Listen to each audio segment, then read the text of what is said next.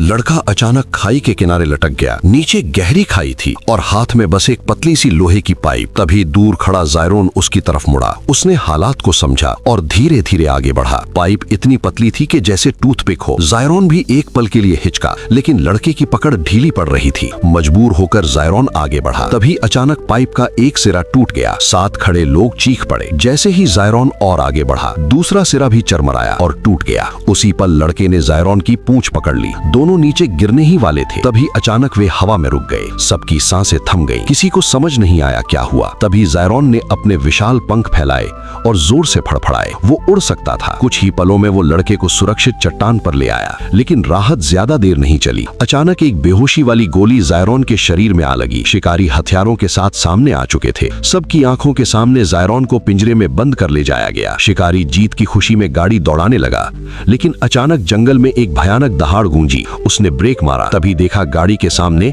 जायरोन जैसा एक और विशाल प्राणी खड़ा था। पीछे शीशे पर जोरदार वार हुआ। ऊपर से छत दबने लगी। वो तीन जायरोन से घिर चुका था। उन्हें अपने बच्चे को छुड़ाना था। तभी पीछे से एक बूढ़ा आदमी आया और बिजली वाले डंडे से शिकारी को बेअसर कर दिया। छोटा जायरोन आजाद हो गया। असल में इस रेगिस्तान में जायरोन नाम के दिव्य प्राणियों की कहानी पीढ़ियों से सुनाई जाती रही थी। कुछ शिकारी उनके बच्चे को पकड़कर परिवार को बाहर लाना चाहते थे। उसी दौरान एक लड़का अपने घर में था। रात को अजीब सी आवाज से उसकी नींद खुली। गोदाम की तरफ गया। तभी झाड़ियों में हलचल हुई। वो डर गया, लेकिन वहाँ एक छोटा जायरोन खड़ा था। पहले तो लड़का घबरा गया, लेकिन जायरोन उसकी म्यूजिक बॉक्स को देख रहा था। उसकी आंखों में डर नहीं, जिज्ञासा थी। धीरे धीरे दोनों के बीच दोस्ती हो गई। लड़के ने उसे खाना दिया, लेकिन जायरोन ने छुआ तक नहीं, जैसे वो कुछ और ढूंढ रहा हो। दूर बादल गरजे। जायरोन डर कर लड़के से लिपट गया। उस रात दोनों साथ सो गए। अगली सुबह वो छत पर बैठा मिला। दोस्तों ने देखा तो पहले डर गए, लेकिन उसकी मासूमियत देखकर उसे अपनाया। दादाजी ने सच बताया, उसी ने गलती से जायरोन की माँ को कार से टक्कर मारी थी। शिकारी अब उनके पीछे थे। उन्होंने जायरोन को छिपाया,